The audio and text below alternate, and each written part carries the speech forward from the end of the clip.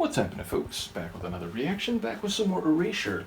And we're back for the first of two bonus tunes included in the expanded folder for the 1997 album Cowboy. Thank you to both Adam and to Phil and to Herman and others who've shared Erasure with me. But yes, when I did the reaction to Love Affair, I didn't realize in the moment that it was the last track on the proper album just because there were two more files in the folder, but I since have come to understand that that was the conclusion to the album. But the first of the two bonus tunes included is Rapture, which most literally means extreme pleasure and enjoyment in a utopian, euphoric sort of way. There are, of course, religious understandings of the word that are in a similar territory. I am aware that there are some older usages of the word which are far less pleasant in terms of the semantics, but I would expect it to be more in relation to modern usages of the word, which again are about extreme and all-encompassing pleasure. Now, given Andy's songwriting, where he typically looks at the more complicated, mixed, or even painful aspects of love and relationships and emotion, not always, of course, there are some songs from Erasure that are more fully fledged in terms of their happiness, but I wouldn't be surprised if there's more to it than the seemingly euphoric concept that the title suggests. So I'll see what I can catch on the first listen. This is Erasure, the track is Rapture, and it's a bonus tune included in an expanded folder for the 1997 album Cowboy.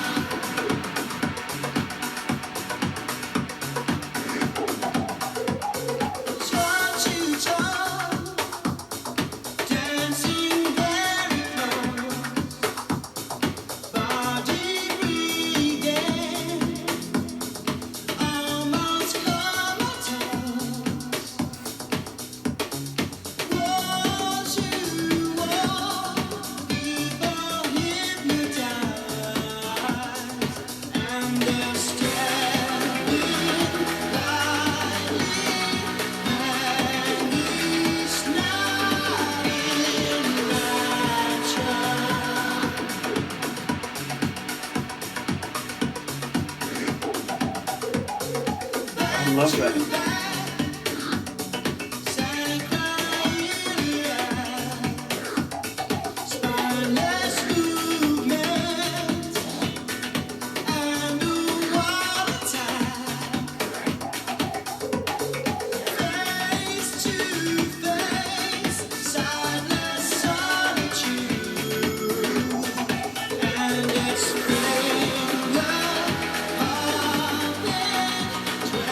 For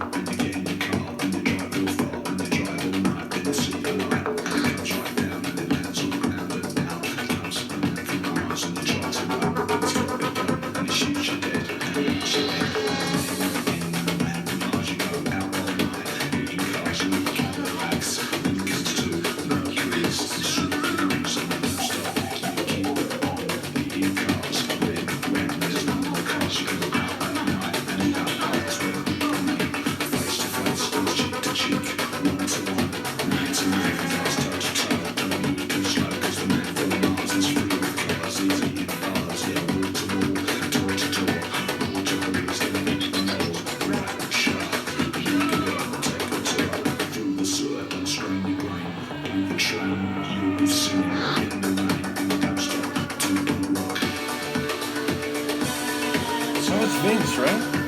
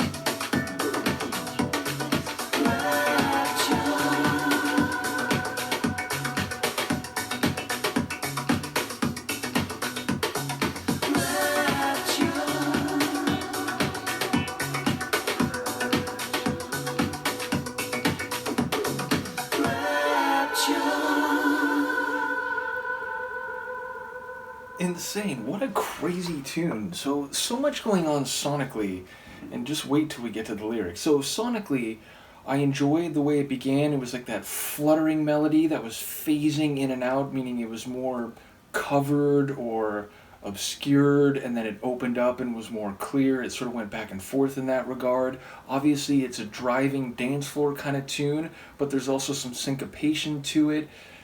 There were electric synths along the way, including some that got very wicked, at least for brief moments. There were those bell melodic flourishes that stood out, especially in the beginning. There's like these cool, almost soft and jazzy kind of pads in the background. There were these, not arrhythmic fully, but a bit like out of time moment or sounds, where there was one even that reminded me like of a synthetic or electronic Wookiee for those Star Wars people out there. And then there was that main little electric synth riff which sounded like an electric owl. There was a real like owl hoot to it. So that was particularly enjoyable. That was maybe my favorite sonic element of the whole thing. But obviously there's a big distinction between these sung sections with Andy, which, you know, have his smooth emotional voice, and then these almost rapping, or at least, you know, spoken word, you know, musical poetry type sections, which I think that was Vince, right? That sounded like Vince's voice, which I've heard him talk, and notably I watched a, you know, Depeche Mode documentary where I heard him talk quite a bit, and in that regard, I know his voice is a bit deeper and has a bit more of a, I don't know if like a London accent is the I know he's from Basildon, which is not London, but at the same time, like, he sounds like a very urban English accent is what I guess I mean to say. And that vocal sounded like that. Now maybe it's someone else, maybe it's another vocalist they brought in, but I'm pretty sure that wasn't Andy, and I think it sounded like Vince. And lyrically, it's crazy. Like, so the parts with the Andy's sung vocals seem to just be driving at the concept of Rapture, and, you know, he repeats the word a lot, but the spoken word or rapped vocals it sounds like we're talking about a man who comes down from Mars and is going to bars. And I guess there is some syncing, meaning like Andy's talking about, bodies close and breathing together, and they're almost comatose, so it sounds like they're engaged in a dance floor, if not seduction, certainly a dance in a literal sense, but an intimacy in a kinetic, physical sense. But some of the lines from Vince, I think, sounded like that too, like face to face and cheek to cheek, toe to toe, man to man. So I almost wondered, like, maybe Rapture is like a gay dance club or something. But either way, it sounds like this man from Mars comes down and he's going to different bars and he's driving around to different cars. I think there were reference to different car manufacturers like Mercury and was it Subaru? It seemed like there were some specific proper name references, and I don't quite know like whether it's just about driving to different places or whether it's being outside the club where all the cars are parked. But then it sounds like eventually this man from Mars goes back up into space to get away from the human race, or like it seemed like a crazy narrative the more it went on, especially in the rapped or spoken word parts. So I don't really know the story that's happening here, but it seems larger than life, literally extraterrestrial, but maybe again about a physical intimacy that's expressed and felt on the hot dance floor, and breathing with someone, touching their face as you're dancing, and so on. So in some ways it feels like a typical Erasure song thematically, and yet in another way above and beyond a lot of what I've heard from them. So a crazy tune. Be curious to know the provenance of that, meaning was it a B-side for one of the singles from the album? But yeah, just a wild one from Vince and Andy. Let me know what you think, and I will see you next time. Peace.